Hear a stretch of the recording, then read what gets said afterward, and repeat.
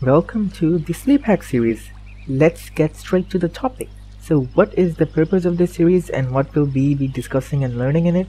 The purpose is to gain practical knowledge on the topic of sleep hack. Now what do I mean by sleep hacking?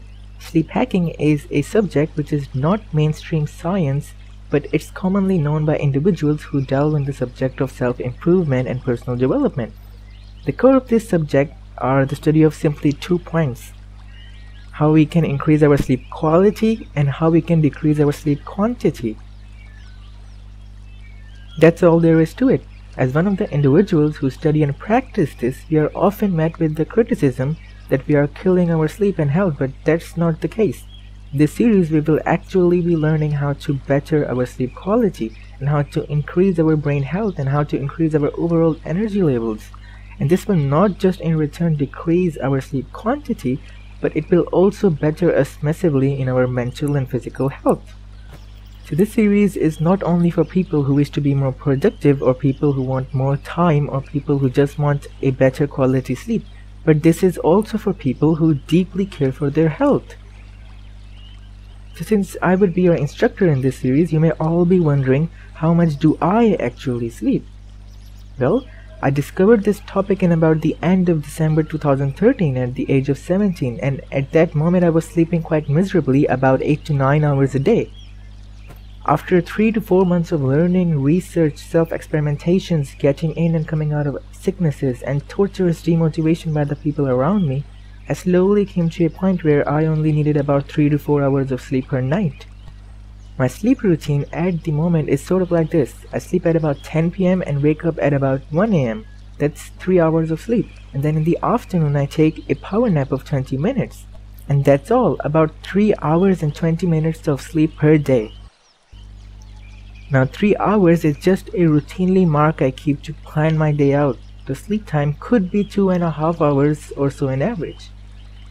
So that's how much I sleep, and 2 of my friends who did a little bit of what I did, they easily reached 5-hour point, and in my personal experience, reaching 4 or 5 hour sleep per night is easy. When I brought it further down to 3 hours per night, I did have some further difficulties.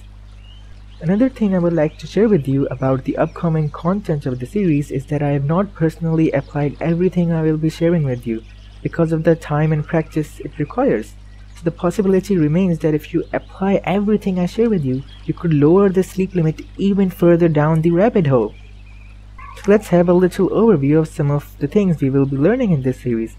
These are not all the things we will be discussing, but some of the core content. We will be discussing about brain frequencies, which will allow us to understand a bit of reality of sleep state and what it is. We will be discussing about anchoring. In this we would anchor or psychologically link our act of laying down with the state of sleep, so that whenever we lay down we immediately go to sleep. We would be discussing about our natural inbuilt alarm clock, how we can naturally instruct our brain to get us up in waking state whenever we want to. We would further discuss about sleep and time. When should we sleep? We will discuss active meditation, which is a good way to boost energy. We will look into why no caffeine and the alternative to it. In this topic I will share the alternative you could use to naturally boost your cognition and energy without taking caffeine. And as you may be aware, caffeine is harmful for an optimal sleep. We will be discussing how you could boost learning through sleep. We will talk about lucid dreaming, how to be conscious while you're dreaming, toxicity of artificial sugar. This topic is exceptionally important, and perhaps this is the biggest reason for most of the sleep disorders present. Now, a lot of information is present on this currently controversial topic about its biochemistry and the experiments of how it has similar effect as cocaine and addiction, etc. But I won't be covering any of that. This series is completely practical based. So I would give you some things to do, and then you can test everything out yourself of how high blood sugar or even normal blood sugar can really damage your sleep. Melatonin, this hormone, is exceptionally important when it comes to sleep and productivity, so we will be talking about it. We will discuss about eating habits. In this we will be actually learning the proper etiquette of how to eat something in a very healthy and digestively friendly way, and this topic would be very essential, especially for people who wish to lower their sleep below 4 to 5 hour point. not something hard, but it's something which requires a lot of patience, and it's highly fruitful in the end. You may also learn about how fasting can help, but perhaps that's a topic for a different series. We will be looking into different sleep positions, how laying in different positions can affect our sleep. There's the topic of soft bed, self-hypnosis. We would be learning self-hypnosis and how we can use it to instantly lower our sleep quantity. The psychology of sleep. In this topic, we will learn about a psychological perspective of sleep, and using it, we will change a little of our mindset about sleep. We will discuss about the things we should never do before sleeping. We will be changing our mindset with respect to our energy level so that we can be more energetic.